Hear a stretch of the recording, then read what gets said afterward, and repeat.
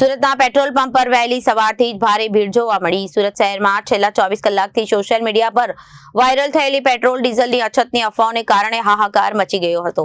સ્થિતિ એવી છે કે લોકો સવારનાથી પેટ્રોલ પંપો પર લાંબી કતારોમાં ઉભેલા જોવા મળ્યા હતા।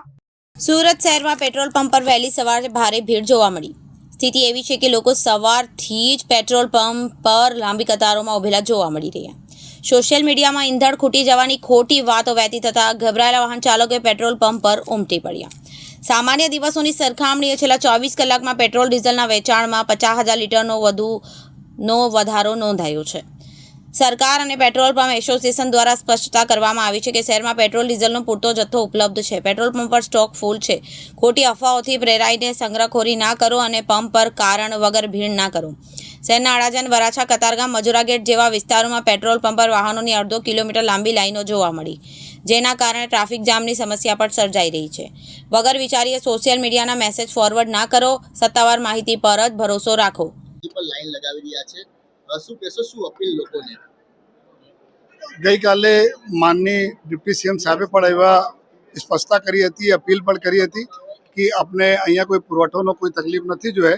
લોકો કોઈ પણ પ્રકારના અફવા ઉપર જો ધ્યાન નહીં આપે જોઈએ અને એકબીજાને જોઈને લંબી લાઈનો લગાવવાના કે પેટ્રોલ ખૂટે છે, ડીઝલ ખૂટે છે એવા નથી જોઈએ। અને એવા ડિપ્ટી સીએમ સાહેબના જો સૂચના પછી જો અમે લોકો બી જો ગઈકાલે અમુક જગ્યાઓ પર જો એવા અફવાને લીધે જો લાઈનો લાગી ગઈ હતી અને અમે લોકો વારંવાર અપીલ પણ કરી છે, પોલીસ તરફ અપીલ થઈ છે, વહીવટીતંત્ર તરફ અપીલ થઈ છે કે આપ કોઈ પણ પ્રકારના અફવા ઉપર ધ્યાન નહીં આપવું જોઈએ અને આપણી આ કોઈ કમી પણ નથી જોઈએ। કોઈ લાઈન લગાવવાની, ત્યાં અફડાતફડી કરવાના જોઈએ, કોઈ સંગ્રહ કરવાના, કોઈ આપણા બેરલ में કેરબા में લઈ જવાના, એવા કોઈ પણ આપ કામગીરી નહીં કરવું જોઈએ। આ એક ખતરનાક થઈ શકે આપ માટે, આપણા પરિવાર માટે કે કોઈ કેરબામાં પેટ્રોલ લઈને આપણે ઘરે મૂકવું જોઈએ। અને આ સપ્લાય ચાલુ છે જોઈએ અને પોલીસને બી સદૈવ જો પોલીસ અને વહીવટીતંત્ર બંને લોકો જો આમાં લાગ્યા છે અને આપને કોઈ બી તકલીફ નહીં પડશે એવા અમે લોકો ખાતરી આપીએ છીએ। બસ એટલા રિક્વેસ્ટ છે કે આપ કોઈ પણ પ્રકારના અફવા યા સોશિયલ મીડિયા ઉપર કોઈ જગ્યાને કોઈ લાઈનો જોઈને અથવા સોશિયલ મીડિયા ઉપર કોઈ ખોટા પોસ્ટ મૂકે જોઈએ તો એમાં ભ્રમિત હોવાની જરૂરત આપણે નથી।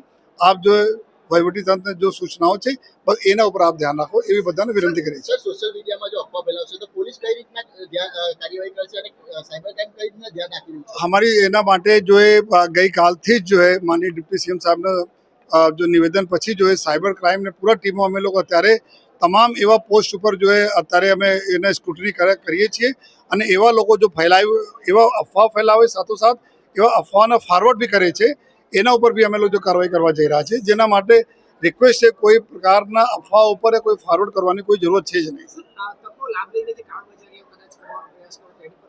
એના ઉપર जो है जो पीबीएम ना गुनाहों છે, प्रिवेंशन ऑफ ब्लैक मार्केटिंग वगैरह जो भी वहीवटी तंत्र तरफ से सप्लाई डिपार्टमेंट तरफ गुनाहों दाखिल થાય છે એના અમે લોકો સદૈવ જો અમારી ટીમ એના સહકારમાં છે। તમામ ક્રાઇમ બ્રાન્ચ લઈને એસઓજી અને તમામ પોલીસ સ્ટેશનોના ટીમ, ડીએસઓ જો ડિસ્ટ્રિક્ટ સપ્લાય ઓફિસર છે એના તમામ ઓફિસર સાથે જો એના સંલગ્ન કરી દેવામાં આવેલા છે અને આ લોકો સાથે સાથે રહે છે। અગર કોઈ આ પ્રકારના કાર્યવાહીમાં લિપ્ત મળે જોઈએ તો એના ઉપર બી સખત કાર્યવાહી થવાની છે। Bureau report, BTS news, Surat.